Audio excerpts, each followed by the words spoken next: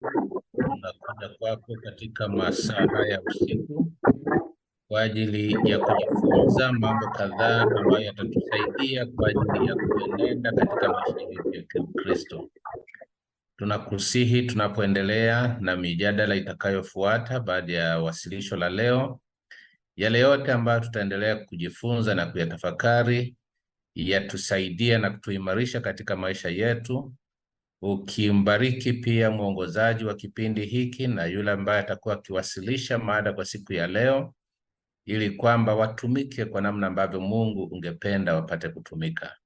Na kusihi sasa, na tunaponyamaza sasa, wale wote ambao wanaendelea kuhangaika kwa ajili ya kupata mawasiliano katika mtandao huu wa leo, endelea pia kuwasaidia ili uweze kuungana pamoja nasi, ili sote kwa pamoja tuweze kupata kile ambacho Mungu wetu ungependa tuweze kufaidika nacho katika maisha haya kupitia kipindi hiki maalum. Asante Yesu kwa sababu utakuwa pamoja nasi, kwani tunaamini katika jina la Kristo aliye Bwana Mwokozi wetu. Amina. Well, I'm going to talk on the Bible and the sociology, and of course anthropology comes in. Actually, most of it is anthropology rather than sociology, but because people are more familiar with the sociology, the jargon of sociology, we go with that. So when we look at the Bible, it is much historical data, and you know that the Bible was written for a span of 1,500 years or more. So there is a lot of historical material, there is a lot of sociological and anthropological data. So we can use the Bible to study many types of society, and you can also use other sources to validate the Bible. That is historical material. Some of the best examples is Josephus, the Jewish War, which corroborates a lot of things in the Bible. We can also use the archaeological material, which is very often used in anthropology and is highly scientific. There are very reliable scientific testing in archaeology. We can use carbon dating, argon dating, nowadays DNA. You'll be surprised that you claim to be a Jew and there is no Jewish DNA in your blood. You go to villages in Zimbabwe, you find a lot of people with Jewish DNA. Some of the best known current, not very old archaeological material is the Dead Sea Scrolls that is known. So we can use sociology and anthropology in studying the Bible.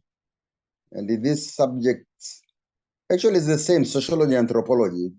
Traditionally, they are the same. So sociology was invented to study modern societies and anthropology older. But otherwise, there is not much difference in the epistemological background of the subjects. So these subjects help us to understand the premises of the Bible. We understand and appreciate the Bible better when we use sociology and anthropology. There are sociological and anthropological classifications of society, and some of them are relevant in helping us to put the scriptures in a historical perspective, which means they help us understand scriptures, biblical scriptures better. Let me give you some examples. In sociology, we can classify society as illiterate or non-illiterate. So here we can easily see that the Bible is only possible in an illiterate society. The Bible is not possible in an illiterate society. And we go back to early societies. Some of them are mentioned in the Bible. You find foraging societies. I think there is one or two which are still left in Tanzania. These are remnants of old societies. The Hadzabe in Edachini, with the Akie in Manyara region, Kiteto district. These are some of the earliest societies, and you can see elements of them, as I'll explain soon. You can see elements of these societies in the Bible. Early society was also pastoral nomadic, and there's plenty of evidence to show that in the Bible. But otherwise, from the Bible, we can easily gauge that the first human society was foraging. Foraging means a society which does not produce food. It just collects food from nature, whether it's plant food or whether it's animals. Sometimes they're also called hunter-gatherer societies. Now, human beings started farming about 80 to 12,000 years ago. So it means that the early societies were foraging, pastoral, nomadic, and the current trend is for societies to become settled farming. But otherwise, most societies in the olden times were foraging or pastoral nomadic. So you can quickly go to the Bible now, Genesis, and ask what was happening to Cain. When did he farm while early societies were foraging or pastoral nomadic? And that is what the brother was doing. The brother appeared to have been a pastoral nomad. So you can easily say now that Cain was a kind of a deviant. In sociology, it's called a deviant. Deviant means something which deviates from the average or the mean. And it appears that he was only a gardener, at most a horticulturalist. That is a simple cultivator and not a farmer in the modern sense. So this idea of the early society being nomadic pastoral is also reflected in the Bible, where there is a lot of ritualistic slaughtering from Noah to Abraham to Moses to the days of the kings of Israel. Most of the sacrifices were given not from plants, but from animals. And remember, there was not much money by then. Maybe that's also one of the reasons why most of the sacrifices were taken from animals. Of course, nowadays we don't destroy animals. We can convert them animals to money and give it as an offering or a tithe. So you can go back to Cain and say what was happening to him again. If these early people were pastoralists and the nomadic, it may be that he was attempting to experiment with or grow intoxicating plants. Maybe he was trying to experiment with marijuana or opium. Read the first chapter of Genesis where his offering is rejected. So we can reconstruct that kind of society where he was living and say this was a person who was trying to experiment with the abuse plants. Or he even tried to make alcohol from plants. That's why his sacrifice was rejected. We call this reconstruction when you use the Bible and all the material to reconstruct the structure and the function of all the society. Now, we saw that reading and writing is important. Otherwise, the Bible is not possible in a non-literate society. And reading and writing is important because without reading and writing, humans drift away from God's truth. And a good example is given in the Bible, monogamy and polygyny. The law of monogamy was given to Adam very early in Genesis. It was given to Adam and Eve. But it was not written down for a long time. So many societies drifted from it. And sometimes after the flood, many started marrying more than one wife. There is even a place I found in India and Sri Lanka where women marry more than one husband up to now, but these are very few people. So when people are marrying more than one wife, maybe they thought that it was no longer a sin, or they did not see it as sin because it was not written down. That's why I was saying that the Bible is only possible in a literate society. But then the point is that the rules or canons which are given by God cannot be so easily wrested. And Jesus had to correct them. The people who thought that marrying more than one wife in society during Jesus' time was okay. And if you read Matthew 19, 3-9, I'm in darkness, so I'll just mention the scriptures. I'm using actually a torch and very primitive light. But you can easily read, we know that verse where Jesus says, no, it's not proper to marry more than one wife because originally God created a monogamy. He created a man and the woman, Adam and Eve. So you can see that the Bible is very rich. If you want to study society, and we can investigate, also use the current sociological knowledge to study the Bible and give it interpretation. So remember again, if you look at society, I told you we can classify societies in so many, there are so many typological classifications. You can classify societies as simple societies, foraging, ancient. Ancient society means societies which are based on slavery, and medieval, which are known, and then the modern or current society. So when Moses and the prophets wrote their part of the Bible, society was ancient. What does that mean? This means that slavery was the way society was organized, and it was seen more or less as a natural thing. Later we'll see if there are these classifications. What about God himself? Did God allow these classifications? What is going on?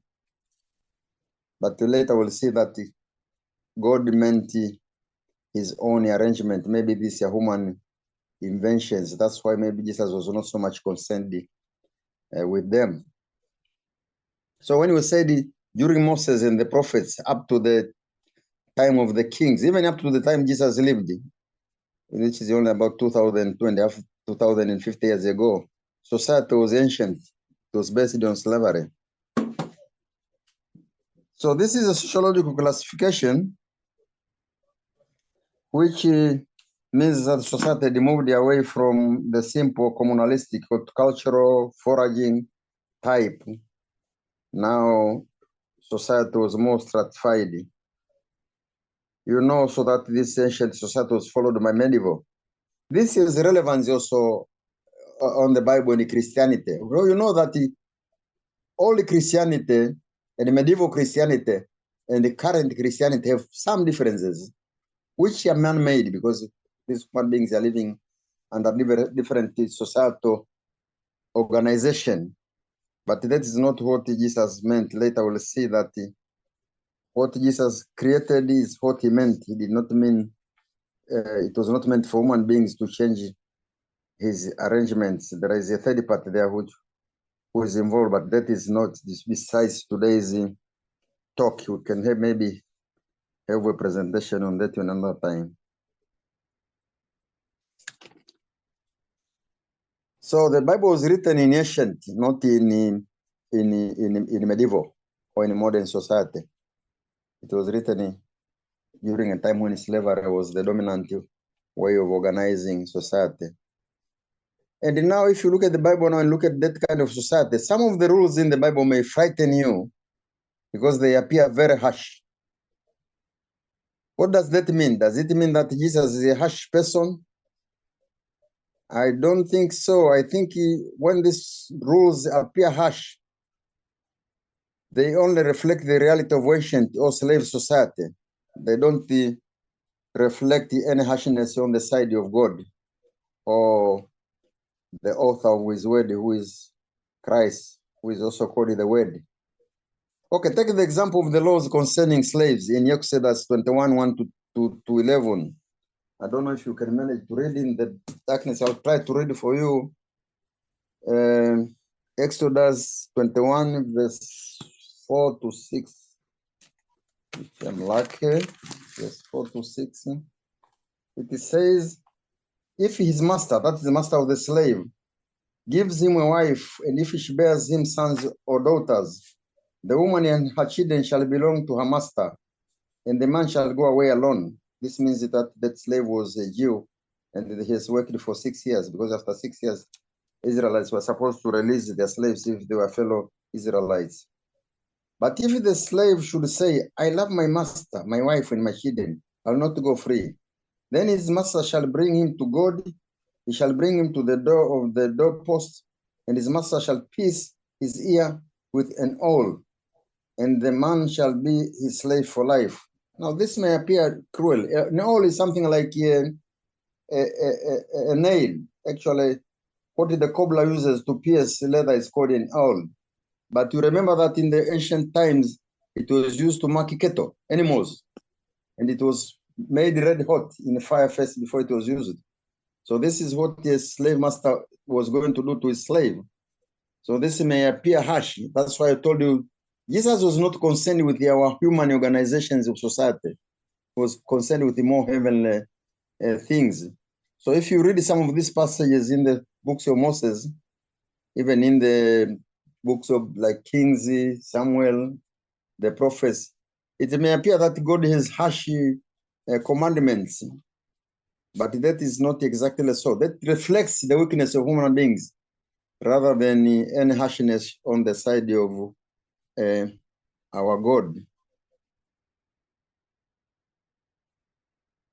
And even if you look at this example which has given you, and if you look at the society during Jesus' time, which was still ancient, Jesus actually corrects that.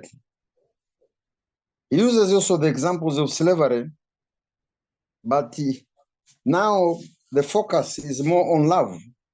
Although obedience is still there, and you don't get it right, Jesus did not tell slaves to rebel against their masters. But I think again here the message is for us not to rebel against God. So it means that your duty to God is to be as obedient as a slave in ancient society. Thus, I was using the example of ancient society and this institution of slavery. If you dig much, you can easily see that we are being taught to be obedient. Jesus is not concerned with human slavery. He wants us to be obedient as slaves to their masters. So this is using our sociology to understand the scripture. I've already told you that the Old Testament background is slavery, and the economy is mostly pastoral nomadic, although farming was already developing. Now, this idea of pastoral nomadic is easily illustrated in the Bible in the offerings, which you're all familiar with. There was so much offering of animals, burnt offerings. More emphasis is put on animals than plants in offerings. And you can easily see Abel and Cain. The one who was offering animals was more accepted.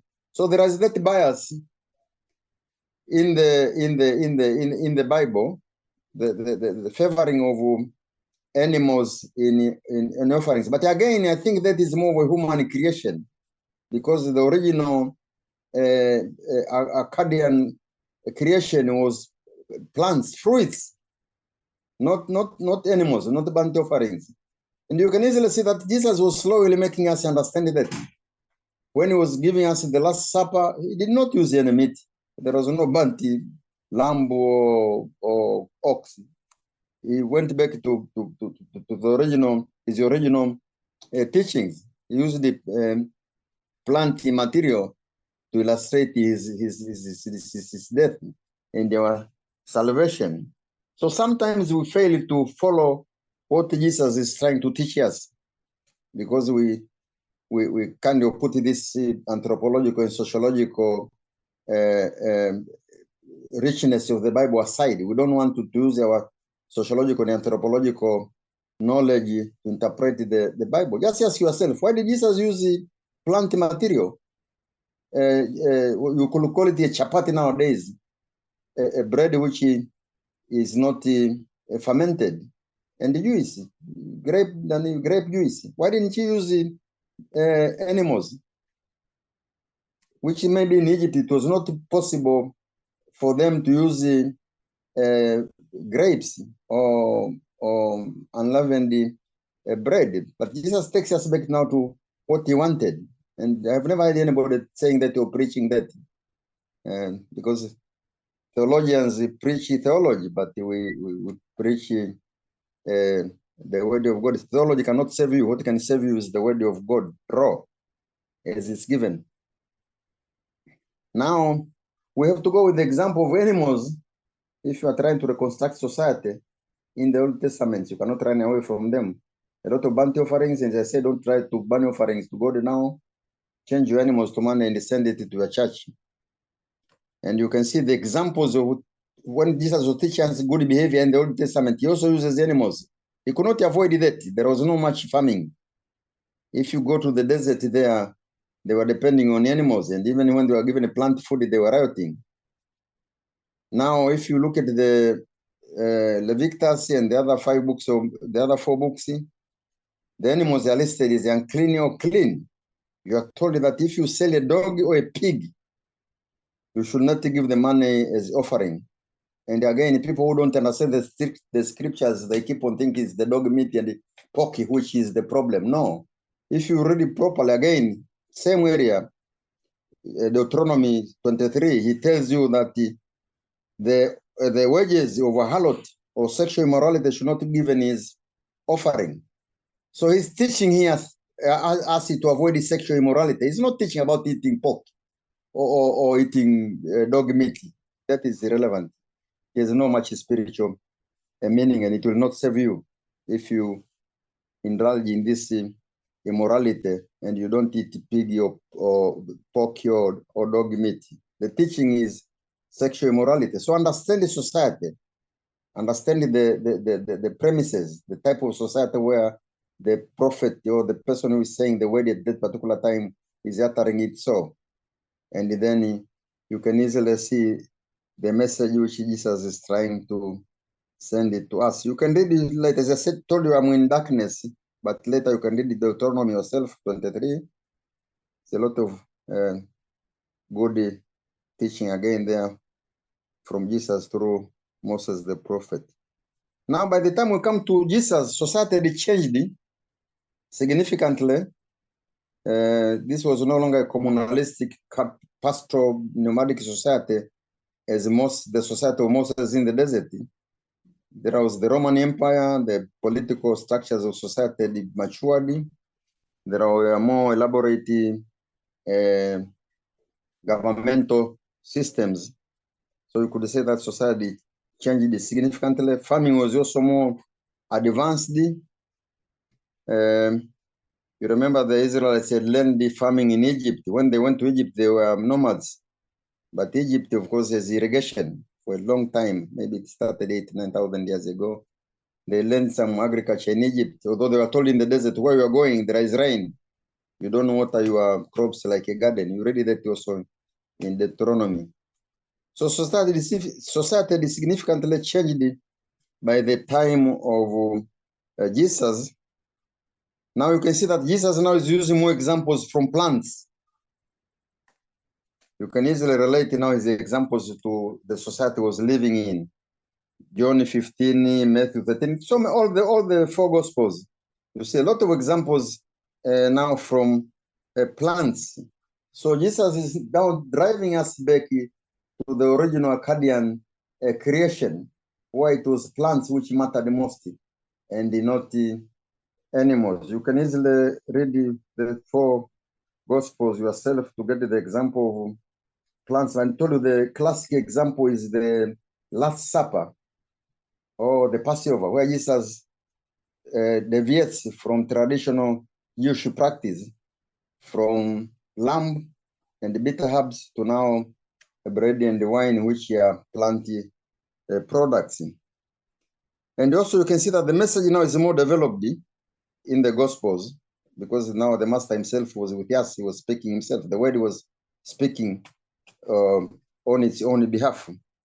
The message is more developed in the examples of plants. And Jesus now clearly says that the branch which does not bear fruits or the weed or weeds are destroyed by fire, which means he's talking about the judgment. He's leading you to what he wants to tell you, which is the ultimate state of creation. So the message now is shifting from pastoral to agricultural society. The examples of pigs, dogs, are now even the examples of human beings, poultry. These are replaced by examples of plants, the vine, the fig tree, and the so forth. So the message now is, are you a fruit-bearing branch? The message is not, are you a milk-producing cow or a meat-producing cattle? The message is clear now that, are you a fruit-bearing branch?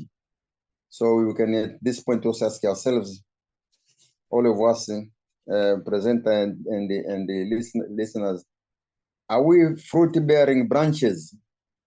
Society has changed it to there is more farming, and as I told you, ultimately all human societies become farming societies. There are only remnants now of nomadic pastoral society. The classic example again is here in Tanzania, the Maasai. You get such societies in Mongolia, Sudan, Kenya, but these are remnants. There are very few people. Most human beings are now getting their livelihood from agriculture and the industry. But the message is there very clear. The ultimate, okay, power has come back, thanks God. The message is changing, and it is not just accidentally changing.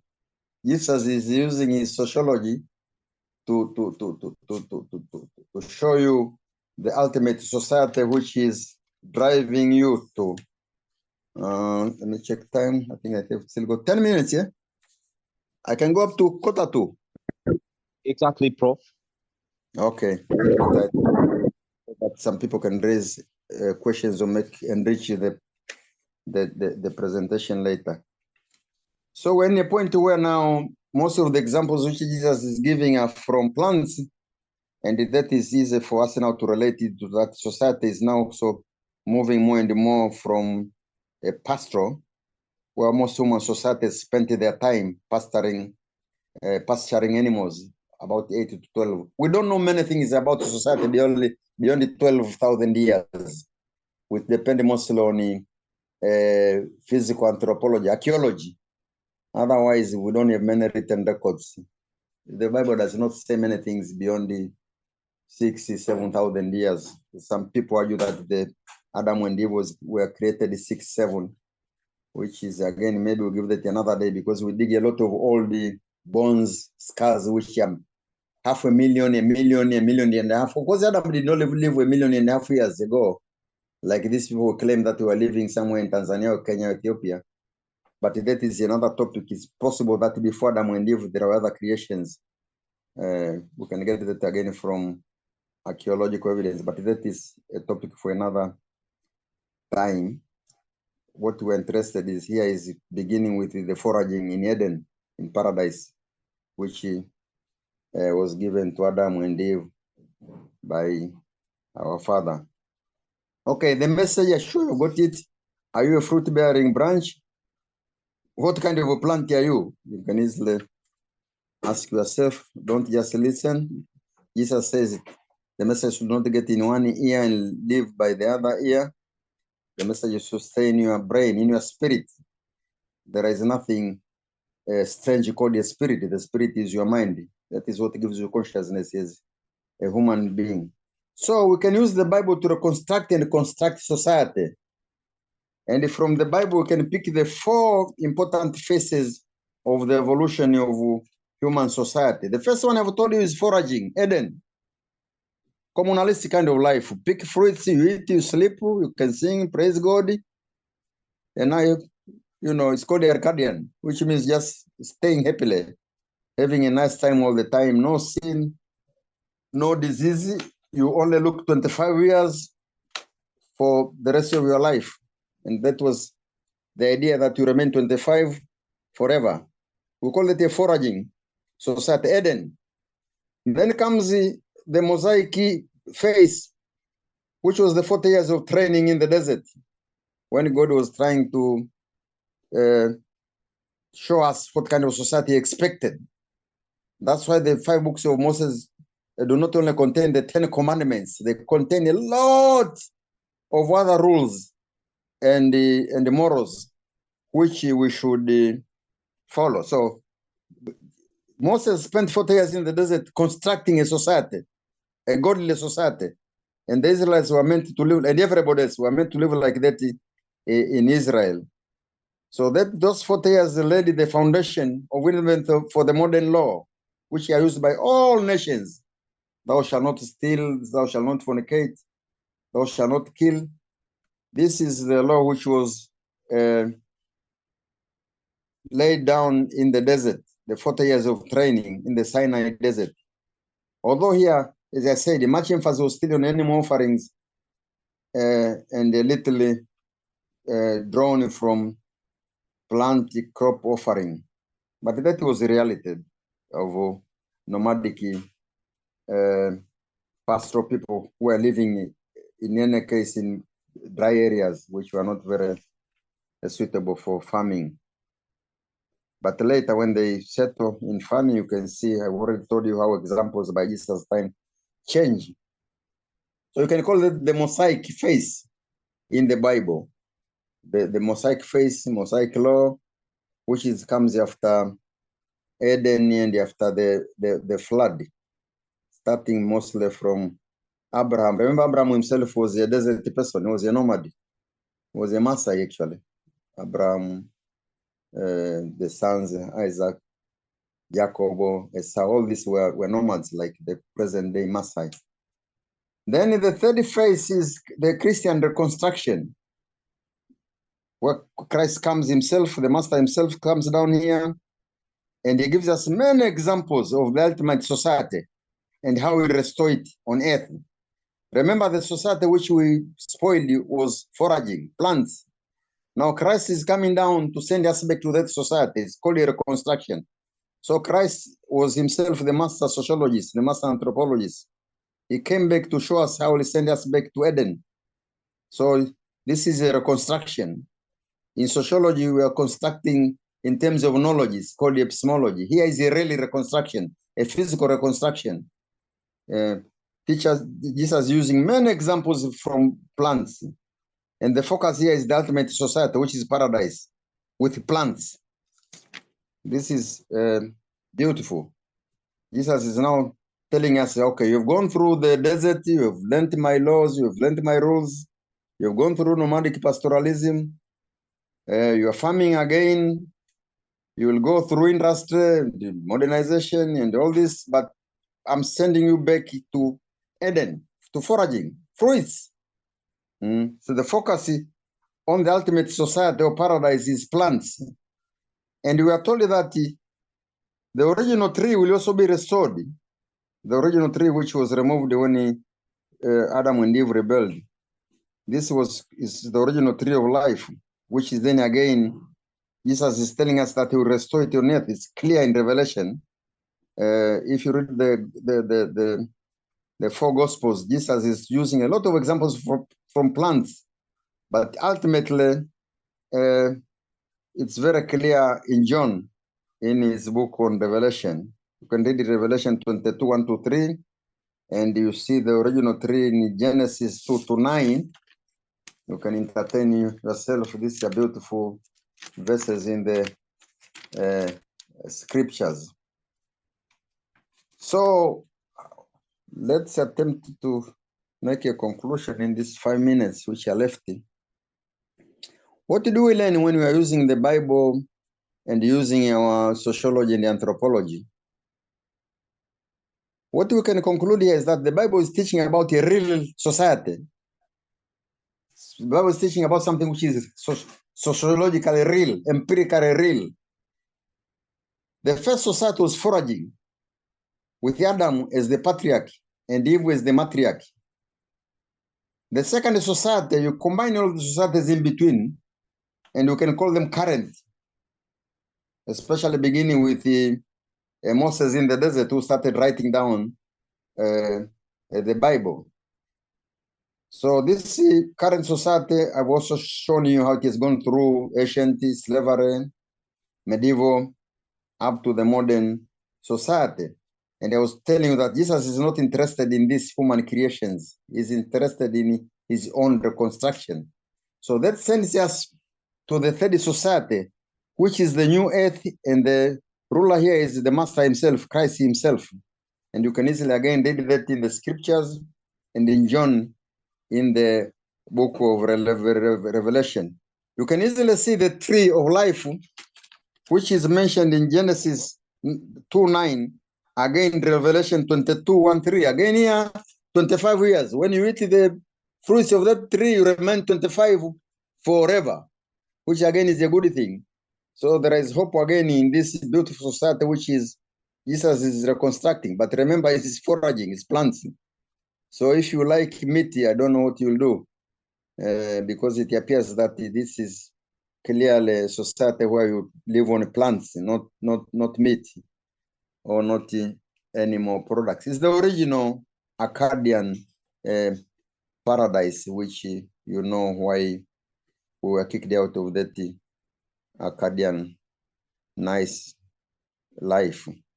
So the conclusion is that maybe we ask ourselves if we know that the third and last society is the new earth and the ruler is Christ, maybe we can ask ourselves, how do you reach the ultimate society, the ultimate tree, which is fruits which makes you remain 25 years forever? You look only 25. Every day you meet the other person, they look only 25 years. They don't grow beyond 25. So maybe the fundamental or the key question we should go with home is, how do we reach this ultimate society, which I said is real, is not a hypothetical construction. This idea of heaven, people think that we'll live in clouds. There is nothing like that in the Bible. It's a real life. We really live in the live with rivers, with trees, and the central tree, this is a tree of life. So it's a place like where we're living, but minus the diseases and the pain and the aging. So it's a real society. It's not a hypothetical society.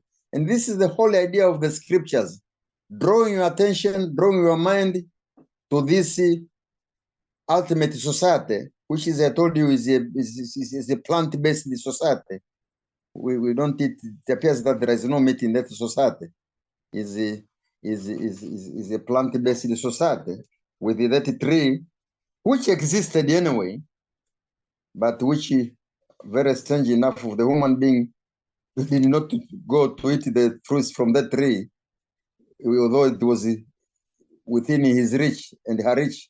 Instead, he went for the wrong tree. But anyway, the point is that this tree will be allowed now to go and take the fruits, reach the fruits. But then the key question which we have to go with is, how do we reach the ultimate Akkadian society with the tree of life, which has fruits which makes us look 25 years old forever. Okay, thank you for listening. Oh, thank you so much, Prof. That was such a very wonderful talk. Of course, I have to acknowledge that I don't remember to have spent some time listening to such a very wonderful presentation. May God bless you, Prof. Thank you so much. Ubarikiwe sana Prof. Imekuwa wasilisho la pekee na sikumbuki ni lini nilipata fursa hii adhimu ya kusikiliza wasilisho kama hili. Nafikiri kila mmoja wetu, washiriki mlioungana nasi, kila mmoja wetu amebarikiwa na wasilisho adhimu hili kutoka kwa Profesa Sam Maghimbi kutoka Chuo Kikuu cha Dar es Salaam. Kumbuka yeye ni mbobezi katika masuala haya ya anthropology na pamoja na masuala ya sociology pamoja na masomo mazima yanayohusiana na population za watu, na amedhihirisha kwamba kwa kweli ni mbobezi. Amefundisha haya mambo katika vyuo vikuu mbalimbali duniani, lakini ametupitisha katika sosiolojia na anthropolojia ya Biblia, na kwa kweli Biblia imejaa sosiolojia pamoja na anthropolojia, na ametupitisha katika masuala mengi, lakini bado mwisho wa siku ametoa ufupisho wa kile ambacho amekiwasilisha.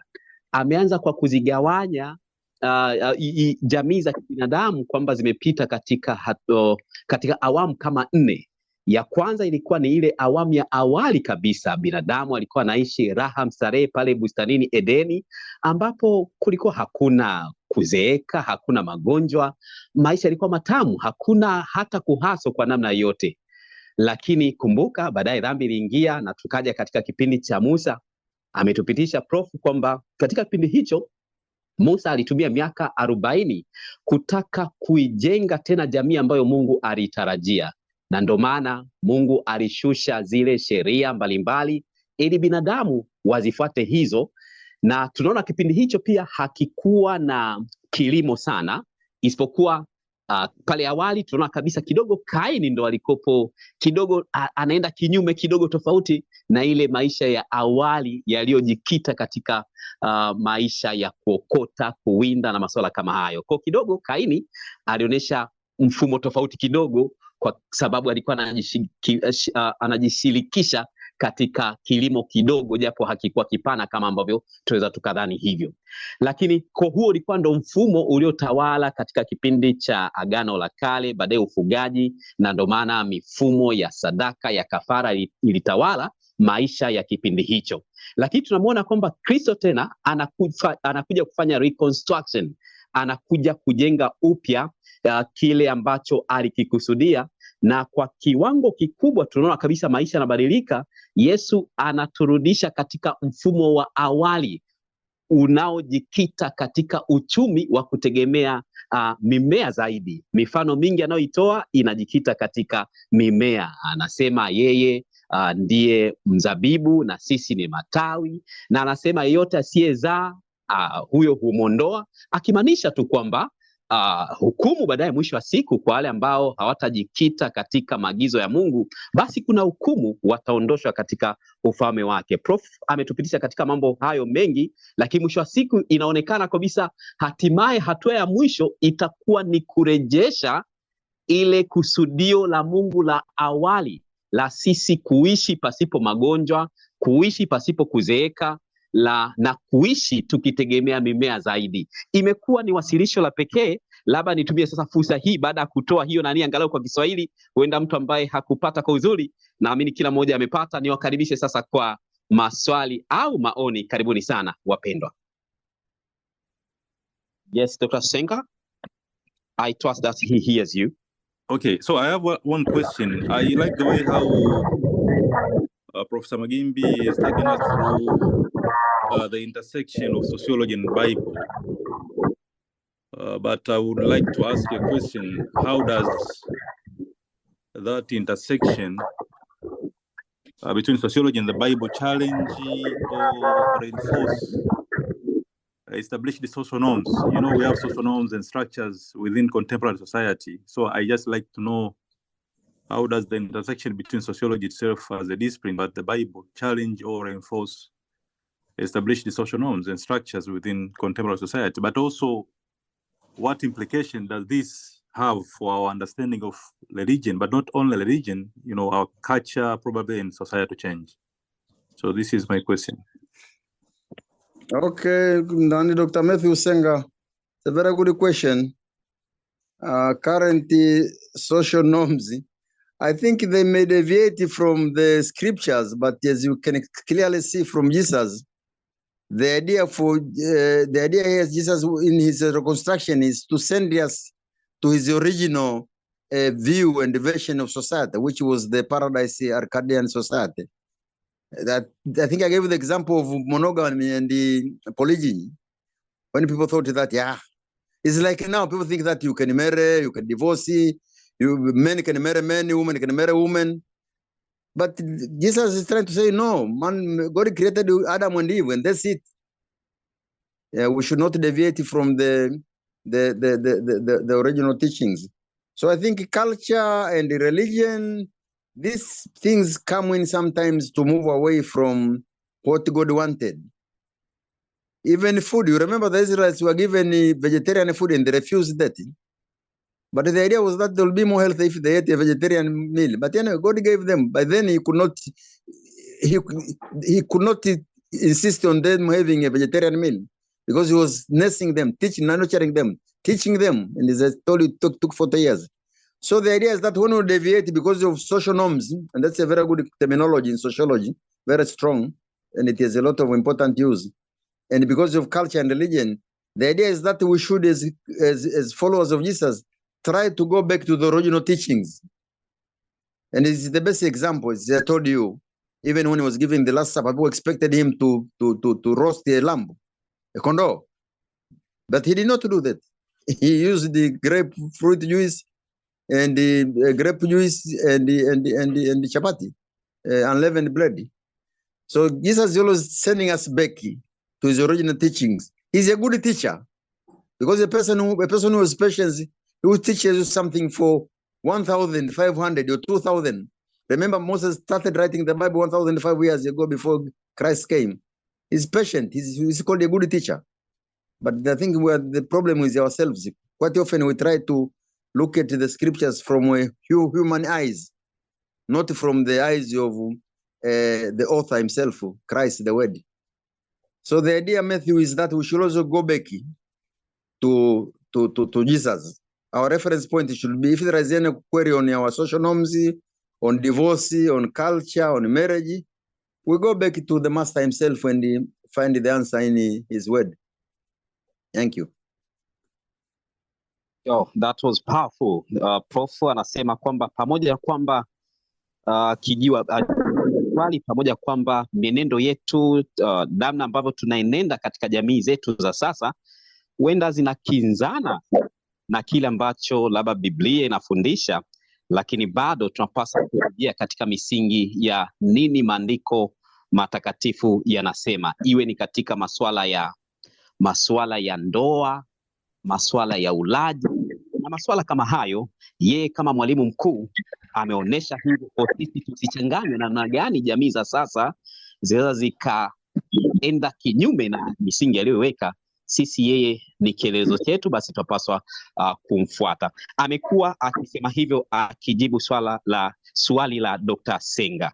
Huenda kuna mkono mwingine, swali au dukuduku yoyote. Karibuni sana. Habari ya jioni. Salama. Mimi nina swali moja. Wale ambapo walitolewa kwenye garden walikuwa wawili, wakapata watoto wawili, na wao pia wakapata watoto, walizaa na nani? Na inavyozidi kuendelea mpaka Abraham na wengine wote walikuwa wanafunga ndoa na ndugu zao. Hiyo ina maana gani? Asante. Asante, swali zuri tu. Yeah, wale kwenye garden of course walikuwa wanaona dada na kaka. It's obvious. Hakuna tofauti na hapo. Wala watu wengine wasikuje kuambia kulikuwa na watu wengine kule kwenye walikuwa juu na wengine chini. Hakuna kitu kama hicho. Alafu usisahau kwamba walikuwa wanaishi sana. Wale walikuwa wanaishi almost 1,000 years. Sasa hebu fikiria mwaka 1,000, kwa ina maana kwa muda mfupi sana walikuwa ni watu wengi sana pale na Eden. Na baadaye nani huko walipohamia. In a very short time walikuwa so many people. Remember, hata sasa mama mmoja, mimi ni mtu wa demography, ingawa wanazaa mpaka miaka 45 tu, lakini she can give birth to 15 children. Sasa hivi. Sasa imagine these people who are living for 900, 800 years. So in a very short time, there were so many people on earth. And later, because we also invited the diseases, we were warned not to marry relatives, first cousins, sister, brother, because otherwise you will reproduce bad diseases, which you created yourselves. That's why in Mosaic law now you are not allowed to marry a first cousin, you are not allowed to marry a sibling. And that was for our own good, so that if there is a genetic disease, you can contain it by spreading the bad gene. But otherwise, to begin with, otherwise God will have to create people every other day. He allowed them to, so that the creation will continue. To begin with, we allowed, and there was nothing wrong to if we had continued with the life which we were given, because there were no diseases. This idea of not marrying relatives is also something to do with the genetic diseases which we've created. We made bad seeds, bad genes ourselves. But otherwise, this is a good question, especially for people who are starting to read the Bible. They will be wondering, where did the Adam children get the girls get men, and where did the boys get the wives. They married the brother, sister, later first cousin, second cousin. It went on like that until when we were forbidden to marry relatives. Swali lingine pia kwenye Genesis nadhani ni 6 ambayo inaongelea sons of God wakawapenda daughters of men alafu wakawachukua them as their wives and that was not proper. Like nani sijai quote vizuri, sijai kariri, lakini iko kwenye Genesis 6. Yeah, it's well known part of the Bible. Hapana, wale walikuwa wanakaa sehemu za upland na wengine lowland. Ndio maana yake, sio kama kuna watu walitoka wa Mungu na wengine sio wa Mungu, hapana. Some people are living in upland. Kwa ile ni geography, sio kama wale walikuwa some strange au heavenly au other creatures which married the descendants of Adam. Nilikuwa kwenye Adam kuna magrupu wawili. One group was godly and the other one was not godly. That is what it means. Asante. Oh, thank you so much, Sister Berinda, and thank you so much, Professor Maghimbi. Na katika chati tuna maoni mbalimbali, wanasema be blessed Professor Maghimbi, na mwingine anasema very interesting presentation, thank you Prof. Mwingine anasema brief summary, a nice one, thank you. Mwingine anasema stay blessed Prof. Na mwingine anasema I'm following from Kenya, thank you for the wonderful presentation, God bless you Prof. Tunafurahi hayo ya tia hadi wetu Professor Maghimbi. Hii imekutia moyo kwamba umesikilizwa na watu mbalimbali toka kona mbalimbali za dunia. Nione kama kuna swali au oni lolote kabla hatuja kwenda hitimisha kipindi chetu cha leo. Asante sana Hamisi Mbuguru, anasema wamebarikiwa sana. Huyu ni yes, anasema amebarikiwa sana na presentation hiyo. Ni Rajabu pia, Pastor Rajabu, asante sana. Dina Bina anasema asante sana Prof. Tunapata maoni hayo toka kwa Mrs. Dina Bina, anasema asante sana Prof, kwa kweli presentation imeenda shule. Nasi tunamshukuru sana Mungu kwa ajili ya Prof kwa kweli. Basi madam, naamini watu wameridhika. Tufanye tu kama sasa huu unaenda kuwa mwisho wa kipindi chetu cha leo. Tunapenda kumshukuru kila mmoja wetu aliyeamua kushiriki katika kipindi hiki, lakini kipekee sana tunamshukuru Prof kwa kutenga muda wake wa thamani katikati ya ratiba zake ngumu, mambo mengi, yeye kama profesa akiwa ni baba wa familia, lakini bado amekuwa mwema kwetu kwa kweli. Tunashukuru, na nashukuru kwamba tunapata pia salamu toka kwa Mrs. Haika Maghimbi, mke wa Prof. Anapongeza kwa wasilisho hili. Mama, Mungu akubariki sana. Na baada ya kusema hayo, nipende tu kabla hatujapata lile ombi la kufunga, ninahisi kwamba tumeheshimiwa sana kuona wageni wengi, Dr. Senga, na madaktari wengine wengi, wanazuoni na watu wa kada mbalimbali wameungana nasi. Mwenyezi Mungu kwa kweli awabariki sana. Nipende kutumia fursa hii kwa karibisheni tena katika kipindi kama hiki siku ya Jumatatu saa 3 usiku hadi saa 4 usiku. Na hivyo ni vyema kama ambavyo tulianza kwa kumwomba Mwenyezi Mungu, basi nimwombe Mama Dina Bina uweze kutukabidhi tena mikononi mwa Mwenyezi Mungu ili tuweze kuwa na usiku mwema na tafakari njema ya haya ambayo tumejifunza jioni ya leo. Karibu Mrs. Dina Bina. Asante sana. Tuombe. Bwana Mungu uliye mbinguni, tunakushukuru sana jioni hii ya leo. Tunashukuru kwa upendo wako, tunashukuru kwa hata presentation ambayo imefanyika, kupitishwa kwenye nyanja mbalimbali kitaalam, na pia kuonyesha kwamba nchi mpya inakuja, ambapo mahali tutakaa tutakuwa mahali halisi, na umetupangia mahali ambapo tutafurahia nature na tutafurahia vitu ambavyo umetuwekea, na ule mti tena kumbe utakuwa pale. Bwana Mungu, tunapojitayarisha na kuwa pamoja kujadilia mambo mbalimbali, tuletee tena mambo kama haya ambayo tutajifunza pamoja na wanataaluma na wafanyabiashara, tukielimishana na kupanua mawazo ili tuweze kusaidiana pia katika hata makanisa yetu. Naomba pamoja nasi usiku wa leo, familia zote ambazo zimewakilishwa hapa uweze kuzibariki. Bariki Profesa na familia yake pia kwa kutoa muda wake na kutuelimisha. Msaidie pia MC wetu Dr. Mwambapa ambaye naye amejitolea katika haya.